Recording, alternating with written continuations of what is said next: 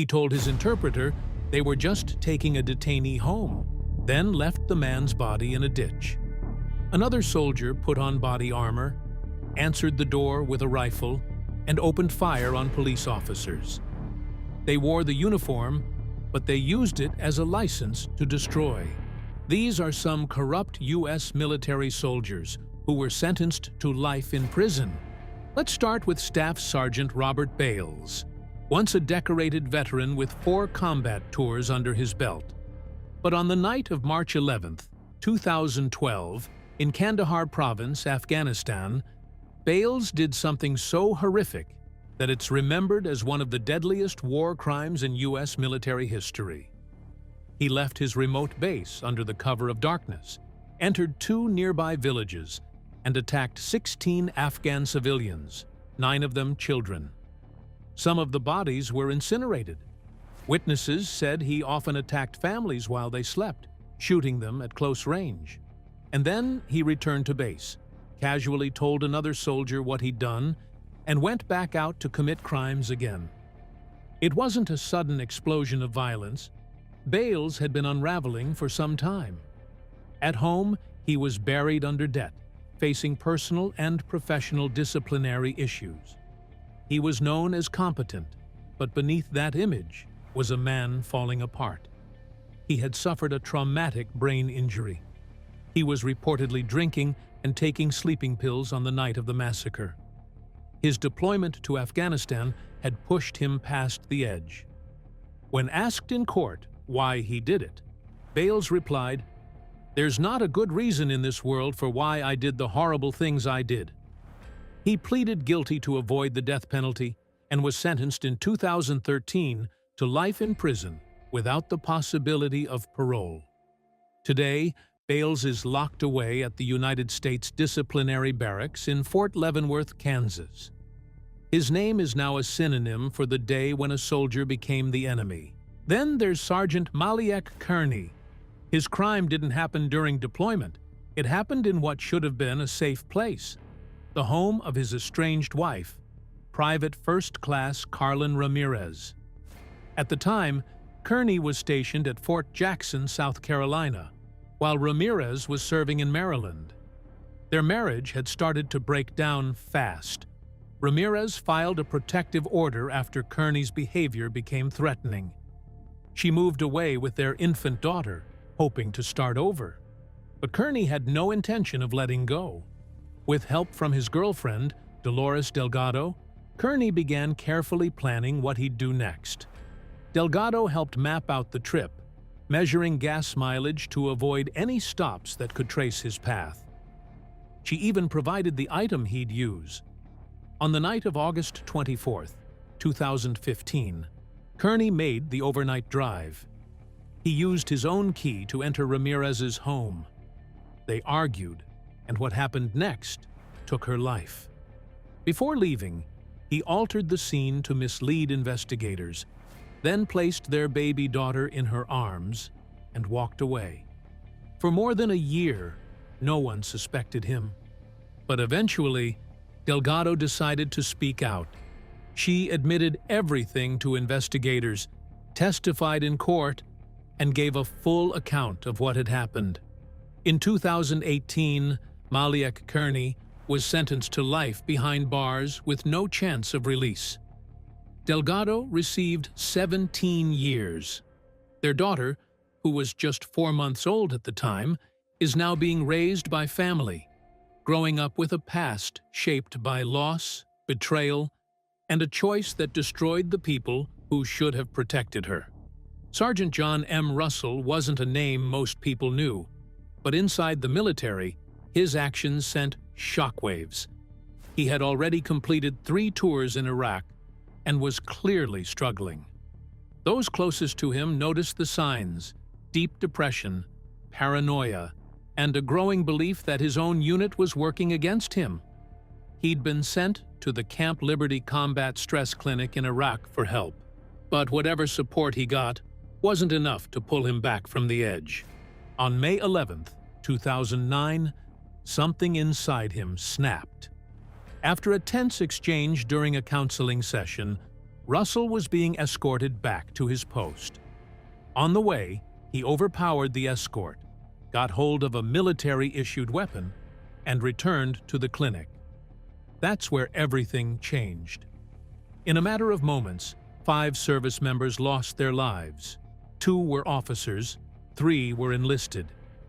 They weren't enemies. They were his fellow soldiers, people who had dedicated themselves to helping others, including him. Russell was taken into custody right after the incident. In 2013, he entered a guilty plea to avoid capital punishment. Even so, the court determined that his actions were planned. He's now serving life without any possibility of release at the United States Disciplinary Barracks.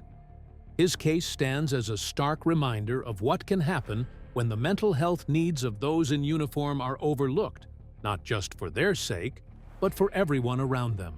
Senior Airman Andrew Paul Witt wasn't a name that made national headlines. But what happened one summer night in Georgia left a permanent mark. He worked as an avionics technician at Robins Air Force Base and was considered a trusted friend by fellow airman Andy Schleipzig and his wife, Jaime. They had shared dinners, conversations, and moments of military camaraderie. But everything changed when Witt crossed a line. One night, Witt made an unwelcome move toward Jaime. She turned him down immediately. The rejection didn't sit well with him. When Andy found out, he was understandably upset. Witt apologized, but beneath the surface, resentment was quietly building. The very next day, Witt suited up in his uniform and went to their home. What happened next shocked everyone. He brought a blade and let his emotions take over. Andy and Jaime were both fatally wounded in the attack. A third person, Staff Sergeant Jason King, who happened to be visiting, was also targeted. He managed to escape and call for help, saving his own life and leading to Witt's arrest. At first, Witt claimed he didn't do it, but after intense questioning, he confessed. In court, the jury heard the full story, and the verdict was severe. Witt was sentenced to death, making him the first Air Force member in decades to receive that penalty. Years later, after a series of appeals, his sentence was reduced to life without parole. He remains incarcerated to this day, a sobering example of how personal anger and unresolved tension can escalate into irreversible tragedy. Then there's Private Isaac Aguigui, a soldier whose story didn't just involve a personal tragedy, but a plan that spiraled into something far darker. In 2011, Aguigui's pregnant wife, Sergeant Deirdre Aguigui, was found lifeless in their Fort Stewart apartment. At first, the cause wasn't clear, but deeper investigation revealed troubling signs, marks on her body, indications of restraint, and a pattern that pointed to something far more sinister than an accident. After her passing, Aguigui collected over $500,000 in military life insurance benefits. Most would have used that money to rebuild or move forward. He didn't. Instead, he used it to fund something he called FEAR, short for Forever Enduring, Always Ready. It was a secret militia made up of disillusioned current and former soldiers, bound together by radical ideas and a shared goal to carry out attacks on American soil. They weren't just talking, they were preparing. Weapons were purchased, plans were drawn, their targets included a military base and even the highest levels of government.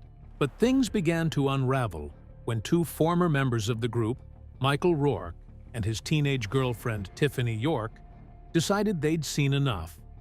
Aguigui saw them as a threat.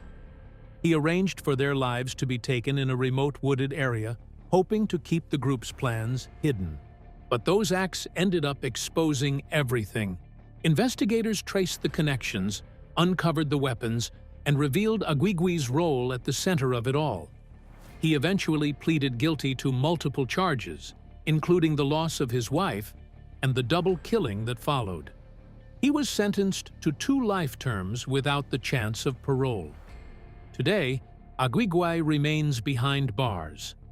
The group he built is gone, but the memory of what he almost pulled off, a domestic terror plot created from within the U.S. military, left a lasting mark. It was a wake-up call that the threat doesn't always come from outside. Sometimes it grows quietly from within. Clint Lorance was a new lieutenant, just days into leading a platoon in one of the most dangerous corners of Afghanistan, Kandahar province. The pressure was immense, tensions were high, and on July 2, 2012, he made a call that changed everything. He spotted 3 Afghan men walking near the unit's position and, convinced they posed a threat, ordered his soldiers to open fire. All 3 men were fatally hit, but none of them were carrying weapons. According to later reports, they were just locals, possibly farmers, who hadn't shown any signs of aggression. A military investigation followed, and it concluded that Lorance had acted outside the rules of engagement. He was charged with second-degree murder and found guilty. The court sentenced him to 20 years behind bars. His case became a lightning rod for debate. To some, he was a soldier unfairly punished for making a hard decision in a war zone. To others, he had crossed a clear line, taking lives without cause. In 2019, the case took a dramatic turn when President Trump issued a full pardon, allowing Lorance to walk free. But while he left prison, the controversy stayed behind. The families of the men who lost their lives never received closure, and many in the military community questioned what message the pardon sent. Was it support for troops under pressure, or a step backward in accountability? Lorance's story remains a sharp example of how quickly battlefield decisions can echo far beyond the front lines. John Arthur Bennett's case goes back more than half a century, but it still sparks debate today. In 1954, Bennett was a 19-year-old Army private stationed in Austria. One night, after drinking heavily, he left the base and entered a nearby home. What happened next led to one of the most serious punishments the U.S. military has ever handed down. A young local girl was seriously harmed and left out in the cold, barely clinging to life. Against all odds, she survived and later identified Bennett. He was quickly taken into custody. The evidence was overwhelming, and his own statements left little room for doubt. He was convicted in a military court and sentenced to death. In April 1961, John Arthur Bennett was hanged at Fort Leavenworth, Kansas. He remains the only U.S. soldier executed by the military since World War II. But the case still raises tough questions. Out of more than 160 military death sentences issued between 1942 and 1961, his was the only one carried out. Bennett was black. The victim was white. Civil rights leaders at the time questioned whether race played a role in the decision to move forward with the execution. Even years later, one of the jurors admitted he wasn't sure the sentence had been fair, but felt pressure in the moment. Bennett wasn't a high-ranking officer. He didn't hold power or status, but his actions and the punishment that followed became a turning point in how military justice was viewed. Whether people see it as a long overdue consequence or a tragic example of uneven justice, his story still lingers as a reminder of how deep personal failure can lead to consequences that last generations. Sergeant William Kreutzer, Jr. didn't act overseas. His attack happened at home during a morning training session at Fort Bragg. For years, Kreutzer had felt isolated, mocked by fellow soldiers, and overwhelmed. The day before the incident, he warned a friend he was going to do something drastic. No one believed him. On October 27, 1995, as over 1,000 soldiers gathered for drills, Kreutzer was already hidden in the tree line. Armed and ready, he opened fire. One officer, Major Stephen Badger, was killed. 18 others were seriously injured. Kreutzer was tackled and disarmed by fellow soldiers. He was originally sentenced to death, but after legal appeals revealed serious failures in his defense and ignored mental health issues, his sentence was changed. In 2009, he pled guilty and was sentenced to life without parole. Kreutzer later apologized, saying he felt unheard and forgotten, but his actions turned a place of safety into a scene of chaos and left a lasting scar on everyone who was there. And then there's Eddie Ray Ruth, a former Marine who came back from war carrying invisible wounds, severe post-traumatic stress, and serious mental health struggles. He wasn't getting the help he needed.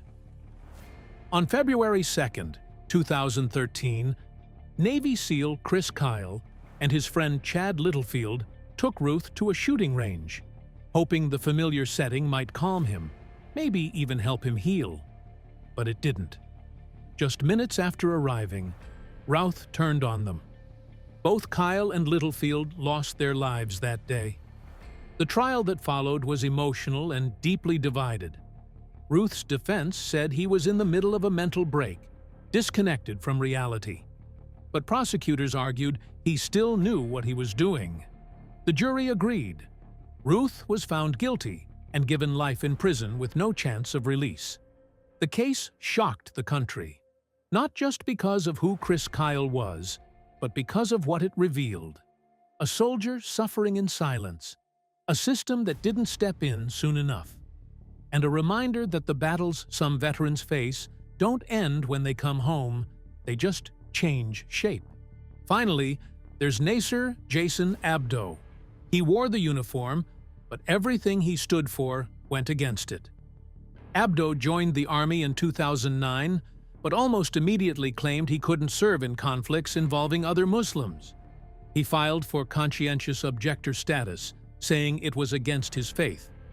But before a decision could be made, investigators found troubling material on his government-issued laptop. Facing serious charges, Abdo vanished, going AWOL rather than staying to face trial. When he reappeared in July 2011, it wasn't as a soldier, it was as a man with a deadly plan. He checked into a motel in Killeen, Texas, right near Fort Hood. There, he started gathering weapons and materials to make an explosive. His goal?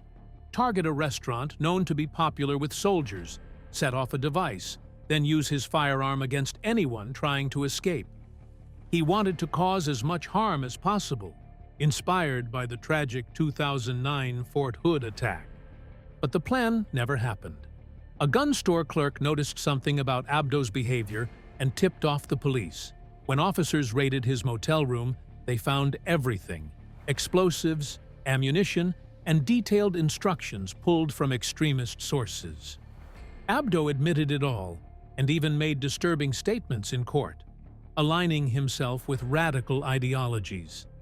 In 2012, he was found guilty of attempted use of a weapon of mass destruction and other charges. He received 2 life sentences plus 60 years. He's still in federal custody today. His story is a chilling reminder that danger doesn't always come from outside the ranks. Sometimes it hides within them. Thanks for watching. And if you or someone you know has served in the military or been affected by the actions of those who did, we want to hear your story. Drop it in the comments below, because every voice matters. And the more we share, the harder it is for corruption to hide behind the uniform.